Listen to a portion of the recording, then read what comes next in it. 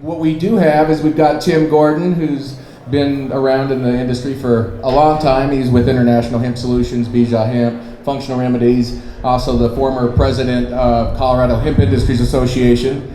And Margaret, one of our hosts here, we're going to talk about the CHAMPS program, which CDA is unveiling. Has anybody here heard about the CHAMPS program? It's a stakeholders program where there's basically 200 stakeholders plus, covering all aspects of the supply chain. They're going to talk about that. And then, unfortunately, Alex Boucher, who was going to give our USDA, FDA update, ran into some car trouble getting up here. And Tim, the man who knows everything, is going to give a little bit of an update on where we're at with that, what we can expect to see in August, and going forward with the FDA. So, Tim, Margaret? Thanks, Morris. So, first of all, I would like to invite everybody or anybody to come and sit on our hemp bales. They are not off limits. Anybody can come there for seating. It's hemp. It's not hay, it's actually from our 2016 crop. So come and have a seat on some hemp. So again, welcome everybody to Salt Creek Ranch. I appreciate you guys all being here and coming out for the day, and thank you. Really appreciate you guys all being here. I want to talk a little bit about this CHAMP initiative. It stands for the Colorado Hemp Advancement Management Plan.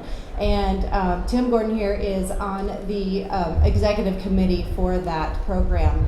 And it's going to consist, I'll let him talk about the details, but it's going to consist of about 250 stakeholders, 8 groups, really, going to be, we're going to create a blueprint for the Colorado plan for, hemp regulation, which includes, it's going to include everything from cultivation all the way to transportation, the entire supply chain, processing, manufacturing, everything. So we're not just taking care of the cultivation part of it, we are going to be covering every single aspect. So, and I'm happy to say that I get to be on the cultivation and the transportation group. So. And COHIA, Colorado Hemp Industries Association, also has a very, very strong presence across all of those groups as well. So the COHIA is a trade association. We represent hemp industry and hemp farmers and hemp processors and everybody in the industry for our state of Colorado. So check it out, thecohia.org, and hope you'd like to sign up, be a member. Tim? Sure. I'll just take it and touch on a little bit further on the CHAMPS program here in the state. No, that's cool. Thanks. So the CHAMPS program, you guys, is really the state's initiative to go to the next level of being the leader in the industry. The CHAMPS program, as Margaret said, is being put in place from seed all the way to product. And the idea there is to put smart regulations that really advance the hemp industry initiative in the state. Because as both Bill, Doug, everybody said, there's so much opportunity here, but regulations need to come into place.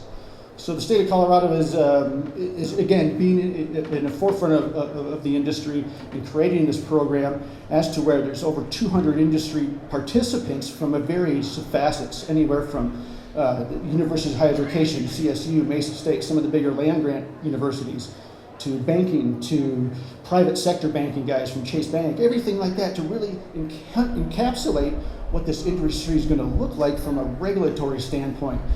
And while the state's putting their best foot forward, we still have some waiting to do from the USDA, and that's coming in August, as several folks have mentioned. They're going to put their program forth a little earlier than everyone expected, but that's okay because the industry's growing and we need regulations around what's happening here in the United States and around the industry. So I'll talk a little bit about that. And you guys, if you have any questions, what's great about this event here is please raise your hand and I can acknowledge it, because if I blabber on, people tend to forget them. So if there's questions in the now, please say them and I'll do my best to answer them appropriately. So let's talk about what's happening. Maybe I'll give you a little context as far as my interactions with these regulatory agencies. So yeah, I represent several facets of the hemp industry. I sit on the HIA board here in the state. I own one of the bigger CBD companies and a certified seed company here. I sit on the board for Consumers Responsible Nutrition and the Consumer Health Products Association, which is really, really big in the eyes, in the term, is this me? Which is really, really big in the terms of the regulatory process influencing the FDA and the regulators downstream. So, my passion is this plant and this industry. I've been in it almost 20 plus years on the cannabis side, cannabis hemp side in general. So I push forward for smart regulations that are successful for me and you as farmers. I am a farmer, I'm a producer, etc. And I do my best to put that foot forward as a industry representative and try to have my voice heard on behalf of all of us. So with the USDA, there's a lot that goes into just the USDA itself as far as the regulatory process. So here's what's coming down the pipe, and we need to be what we need to be ready for as hemp farmers, and then subsequently through state programs. The USDA is likely to put structure around certification programs around genetics, certified seed. Colorado's ahead of the game. Mr. Terry Moran, formerly of the Department of Agriculture, spearheaded that for many years and made it a very successful program here in the state. But as the USDA puts regulatory processes in front, there's a lot of folks that have the influence there, right? You guys know who the RMA is. RMA is the Risk Management Agency of the USDA. Likely the guys who, after policy is written, take a look and say, is this gonna work? Is this risk? What's the risk here? And so my talks with the USDA, I got to understand the process going to the RMA. So I called the head of the RMA themselves, and it is a woman. And she said to me, Tim, no policy is leaving here unless it's around some kind of a certified seed or certified genetic program as far as agricultural regulations through the USDA. So we have to think about that here. And like I said, the state of Colorado with the CHAMPS program is ahead of the game. We are, besides the certified seed program, we are looking at opportunities for certified genetic programs in the space too, for the more horticulture style farming that's taking place. So as you guys prepare for the industry as new farmers or potentially new farmers, there's still a lot to come into play. Besides the USDA, there's the Department of Transportation that needs to come into place, Department of Justice, the EPA, everybody who essentially regulates all forms of agriculture, whether it's all the way through the process to an end product in the agricultural side. So there's still a lot to do, but because of the amount of interest, we're going to see the regulations put forth by the USDA come August 1, which I see as an umbrella structure for states to work under. So we'll likely have, like I said, some kind of implementation around certification, around testing, and around reporting. And it really comes back to the next step, but after everything's harvested, reporting, and being food safe, it's those regulations like good agricultural practices that are going to be mandated on the hemp side if you're producing anything for an ingestible, whether it's a CBD supplement, whether it's a grain for consumption in a cereal, much like any other crop that we grow that's for human consumption. We have to have a set of practices that ensure consumer safety. And that's the big worry, you guys. From the USDA to the FDA is consumer safety. But you know what triggers those concerns here? 3 letters. THC. Just heard it. Everyone's scared of it. So that's why regulations are going to be put in place around certification to guarantee that those genetics are true to type, are certified hemp genetics, and that it's not being produced in a malfeasance form and entering the food chain. So those kind of regulations are in place, and they're going to be very restrictive on us as farmers compared to other commodity farming side, but we have to be ready for it. Largely, this industry's run now since 2012 in the state of Colorado when we legalized hemp, and Ryan Laughlin, I don't know if Ryan's here, Ryan put the first crop in. So we have a lot of time, but the regulations are coming into place that are going to, they're going to make you guys have to take a left turn in agricultural practice and regulatory process as to where it won't be like farming like traditional corn for agricultural feed or traditional corn for whatever, a commodity fuel or whatever it may be. much more restrictive, much more intensive upon reporting. I kind of see it like I spent some time in the Central Valley growing up and spent a lot of time out there since with some of the farmers there. And you guys think about a product recall that goes all the way back from a packaged good to the process all the way back to a farmer's field in Central Valley to a specific location where they identified the E. coli outbreak that could possibly happen. And as hemp is such a bioaccumulator, we have to think about those possibilities, and regulators are. So as we get into play, you guys, things to think about on the agricultural side: knowing your source, certified seed, certified genetics, GAP, good agricultural practices, if you're producing ingestible or stuff like that. And then there's good GMH, good manufacturing and handling associated with that. So that's just on the USDA side. And let's flip to the other big one, all the folks who are on the CBD side, the FDA. Holy smokes. That's going to be a big left turn as well. While we are expecting the FDA to regulate the industry, it's going to change. It's going to change. It's not going to be, like I said, to do that left turn. Grab some more. Think of some questions.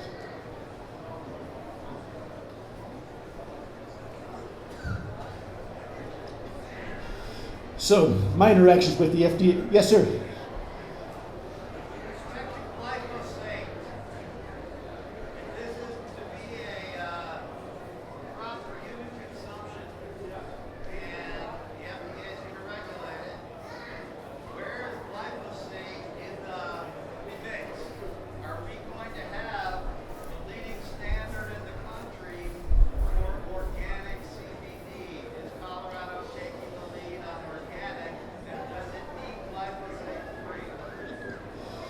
So this gentleman had a question. Thank you, sir. This gentleman had a question about glyphosate in general and the role of hemp in agriculture, which I believe it has no role in hemp agriculture specifically.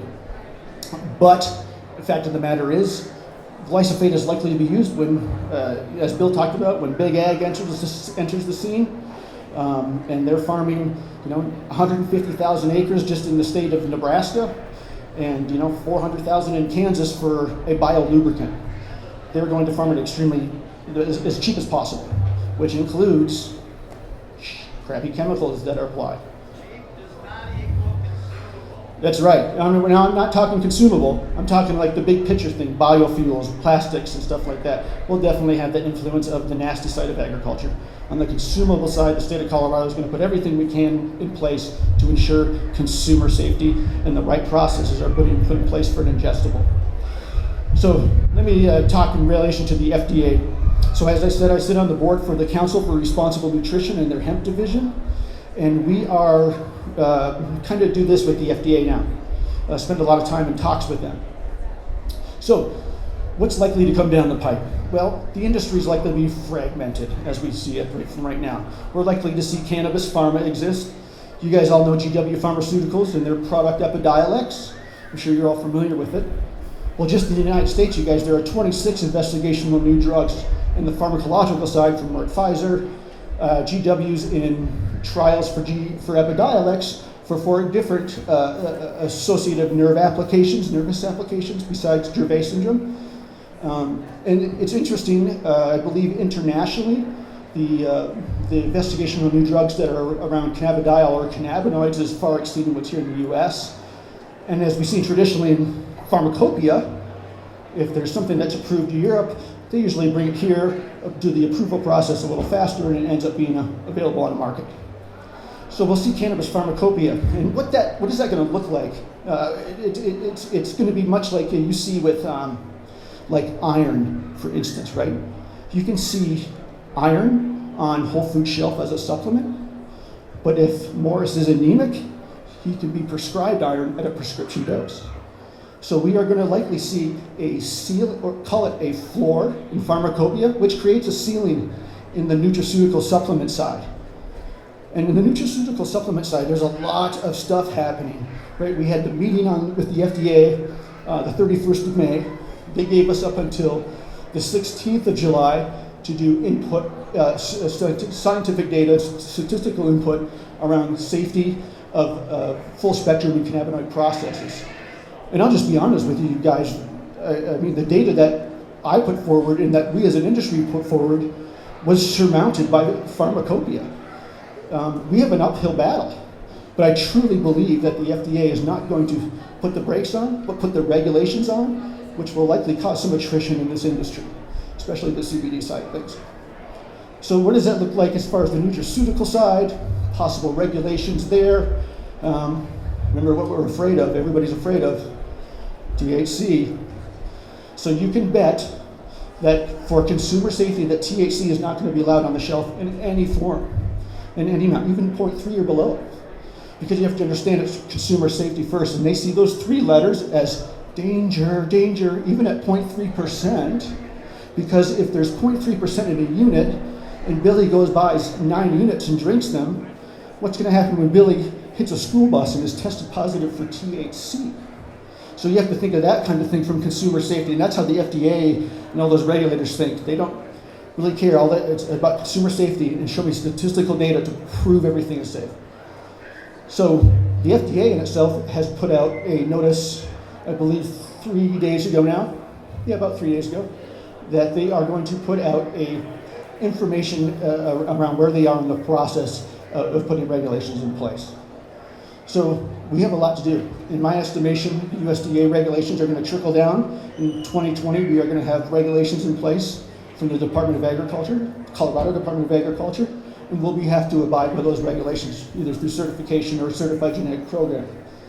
The FDA side, going to take a little longer. I'm saying 12 to 18 months still. They move slow, big regulatory. Yes, Neshama. Hey. So we're getting calls for non-detect THC, and it sounds like you're saying only tea-free is going to be acceptable for the products. So it's interesting in my correlation with, in my conversation, with the FDA around specific food products and content, there's a lot of undefinable. What's 0% THC or non-detectable? Those things need to be defined, and they're going to let their science define that.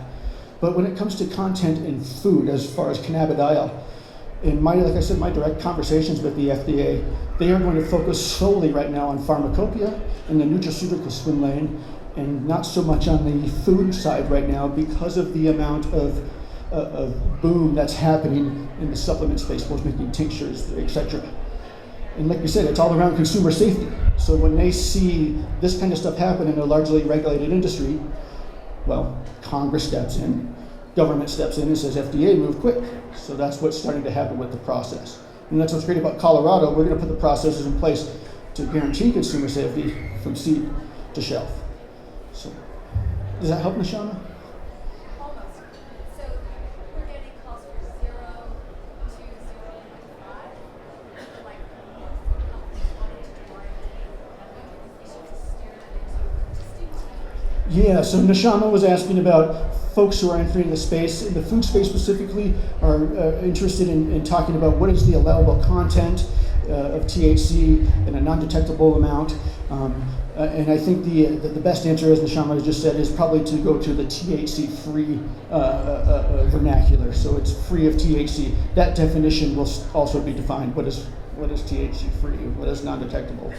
It's full spectrum of all that good stuff. Yes, ma'am. You guys, yes, sir. Hey, do you have any conversations with regulators about smokable hemp? And do you think the USDA is going to address smokable hemp when they come out with their rules very soon? So this gentleman had a question about smokable hemp and the regulatory process around that. That's going to be a tough one. So what's interesting is that is a harvestable raw ingredient, which likely will fall under some kind of USDA regulatory process until it's put into those cigarette machines, and then it is processed, and then it's, I don't know who steps in there. That's going to be really interesting. But the smokable industry is unfortunately taking a hit right now. And there's just a clear difference of opinion between yes, CBD flower and come on, you guys, this is too much like marijuana, and we can't regulate it, we can't allow it on the shelf. So you're seeing states like New York, Carolina, I believe there's several others that are saying, hold up, this is not working. Our regulatory process is getting stumped by this, and it's not in a working manner. Who's to say that won't come down the road once we get initial regulations in place? But I see the smokable industry being one of those ones that's That's gritty. It's gonna be an uphill battle in my opinion. I'm sorry? Really? Yeah, there you go. It's a wild card. Yes, sir. Yes, sir. Any more? Sorry. I'm getting hurried off here. Any more? Yes, Artie. Do you think there'll be any thing in the USDA rulings, the August 1st in relation to banking? Artie asked about banking in relation to the USDA's information coming out the first. I think that's likely going to be more towards, yes, there'll be a process for folks to get for the, at least regulators to start the regulation process on the banking side. But again, it's an uphill battle in a sense, and there's a lot to do there. So yes, the USDA is going to start that process, but I mean that's the FCIC, banking, everybody like that. So that's a big conglomerate side that's going to take a lot of understanding. But it will also open a lot of markets, right? There's still a lot of, although this industry is potentially going to be multiple billions of dollars in the next 3 years, there's no real money here yet. I'm here to tell you. When regulations come in and you see, big ag, when the big companies who are, kind of still circling like sharks in the CBD side of things come into space around regulations, that's what they're looking for. They need that safety. And that comes with all of us. We need that safety as well. Any other questions? I'm getting pushed off. Happy to talk with you guys afterwards and on any subject over here.